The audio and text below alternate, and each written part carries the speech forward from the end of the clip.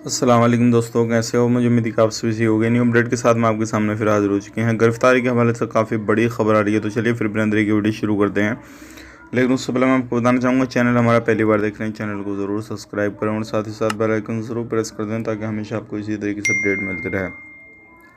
अभी जो है फरवरी में काफ़ी ज़्यादा लोगों को रेसिडेंसी के उल्लंघन में गिरफ्तार किया गया है। लगभग 30 से ज़्यादा लोगों को पकड़ा गया है और ये वो लोग हैं जो क्या अलग अलग तरीके से कामकाज कर रहे थे, अलग अलग जगहों पे कर रहे थे। और कुवैत के अंदर ऐसे लोगों के लिए काफ़ी ज़्यादा मांग की जा रही है और ये भी कहा जा रहा है कि ज़्यादा से ज़्यादा सख्ती बरती जाए और जितने भी इलीगल लोग हैं, किसी भी तरीके से कुछ भी करते हैं, उनके ऊपर काफ़ी ज़्यादा सख्ती की जाए। और ये चेकिंग अभियान अभी एक जगह पे नहीं है, हर जगह पे कुवैत के अंदर चल रहा है।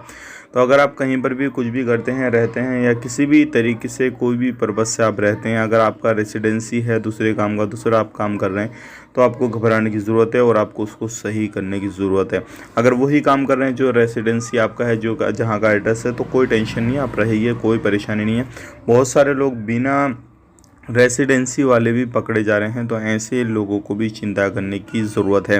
तो ध्यान रखिएगा, अगर किसी भी तरीके से आप अगर कहीं पर रहते हैं और पकड़ा जाता है, चेकिंग वगैरह होता है, तो आपके पास में रेसिडेंसी होगी तभी आपको माफ़ किया जाएगा, अदरवाइज माफ़ नहीं किया जाएगा। आपको तुरंत पकड़ कर डिपोर्ट कर दिया जाएगा। और कुवैती लोगों की काफ़ी ज़्यादा मांग है कि भाई लेबर मार्केट को ज़्यादा से ज़्यादा सही किया जाए और जितने भी इलीगल एक्टिविटी हो रही हैं, इलीगल लोग रह रहे हैं, उनको पकड़ के तुरंत उनके देश डिपोर्ट कर दिया। तो ये सारी चीज़ें हो रही हैं, आने वाले वक्त में परेशानी हो सकती है आपको। तो सही तरीके से रहिए, सही जगह पर रहिए, टेंशन मत लीजिए। अगर इलीगल है तो लीगल कीजिए। आप अपना ख्याल कीजिए, अपनी फैमिली वालों का ख्याल कीजिए। Take care, bye bye.